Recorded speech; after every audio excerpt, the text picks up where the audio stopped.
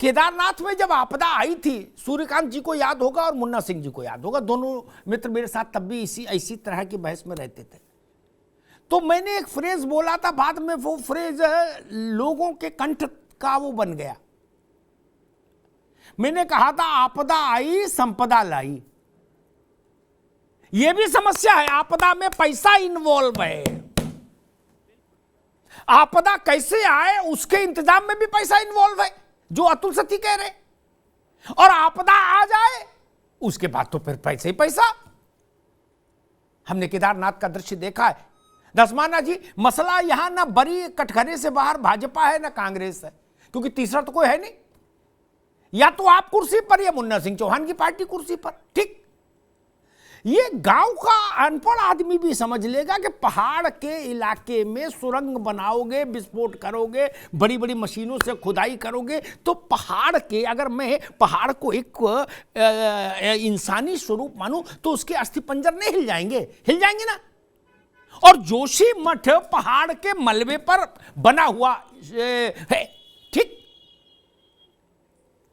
आखिर ऐसे कामों के लिए जब मंजूरी दी जाती है तो राजनीतिक लोग अपनी चेतना कहां रख देते हैं? दसवाना साहब।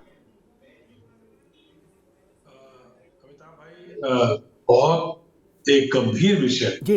उत्तराखंड के एक बहुत ही महत्वपूर्ण स्थान, जहां आदि गुरु शंकराचार्य ने तपस्या करी, जहां उनका मठ है, जहां उनकी पीठ है, उससे जुड़ा हुआ एक इतना इंपॉर्टेंट सवाल है। और मैं सबसे पहले तो पूरे राज्य की जनता की तरफ से, जोशीमठ की जनता की तरफ से अतुल सती जी को और उनकी पूरी टीम को, जिन्होंने इस पूरे प्रकरण को हाईलाइट किया और उसके लिए संघर्ष कर रहे हैं, उनको मैं साधुवाद देता हूं।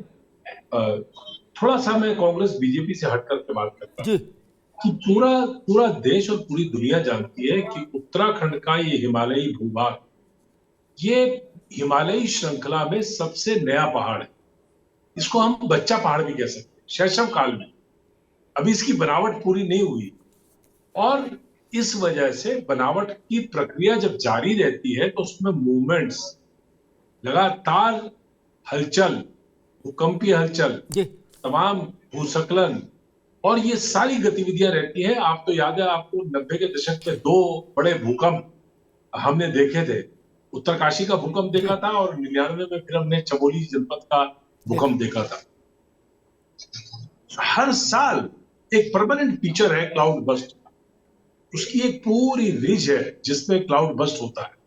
हर साल हम पूरे राज्य के अंदर अलग अलग तरह की आपदाएं देखते हैं। दसवाना साहब, सवाल ये है, सवाल एक मिनट, बस एक मिनट में बात समाप्त करता हूं।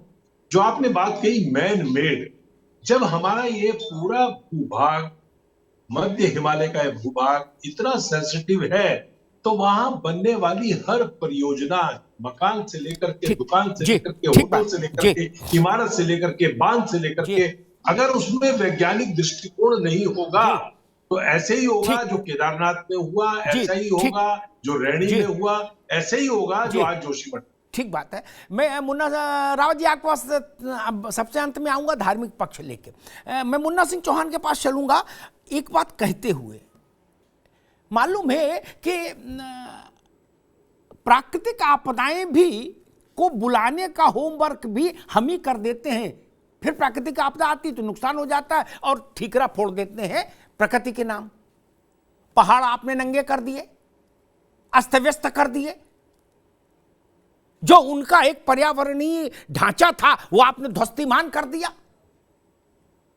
तो फिर यही हाल होगा जो हो रहा है। और दूसरी बात, उत्तराखंड का जो गरीब आदमी है, जिसके साथ पहाड़ का रिश्ता है जीवन का, उससे तो कोई पूछता नहीं कि भैया यहां क्या करें। दिल्ली, मुंबई, हांगकांग, जापान, कहां से बैठ के लोग फैसला कर देते हैं, और बड़ी बड़ी मशीनें उतरती हैं और लगा देते हैं हिमालय में, और चलने दो काम। फिर उसके बाद तो यही होगा। मुन्ना सिंह जी और धामी जी कह रहे हैं कि मामला प्राकृतिक आपदा का। बताइए पुष्कर धामी जी का क्या करें? बहुत सारी चीजों पे, क्योंकि मैं कनेक्टिविटी का इशू रहा। मुन्ना सिंह जी, आपको आवाज आ रही है? जी, आपकी आवाज आ रही है, मेरी आवाज आ रही है? जी जी जी जी। हाँ, क्योंकि थोड़ा कनेक्टिविटी का इशू रहा तो मैं जूम पे जुड़ नहीं पाया आपसे। सबसे पहले मैंने अतुल जी को सुना। जी। मुझे एग्जैक्टली मैं यदि अपने मेमोरी को थोड़ा टेक्स्ट करूं तो मुझे ये नहीं मालूम पड़ रहा है कि एनटीपीसी की ये विष्णुघात परियोजना कौन से वर्ष में शुरू हुई थी। एक बात। दूसरी बात, 2-3 बातें जो अभी दसमाना जी भी कह रहे थे और आपने भी उसमें प्रकाश डाला। देखिए, बिल्कुल हम राजनीतिक कंसिडरेशन से, राजनीतिक टिप्पा टिप्पणी से अलग हट करके बात करेंगे तो न्याय कर पाएंगे इस विषय पे।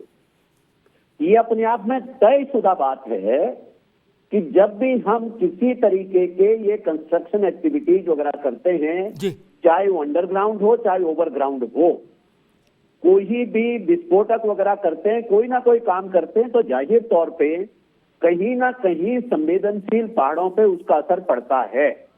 कुछ विजिबल इम्पैक्ट होते हैं, कुछ इनविजिबल इम्पैक्ट होते हैं। कुछ ऐसे असर होते हैं जो तत्काल निकटाई से दिखाई देते हैं, कुछ ऐसे असर होते हैं जो तत्काल दिखाई नहीं देते, लेकिन कालांतर में वो धीरे धीरे अपना स्वरूप लेने लगता है और उसके डिजास्टरस इफेक्ट सामने आने लगते हैं।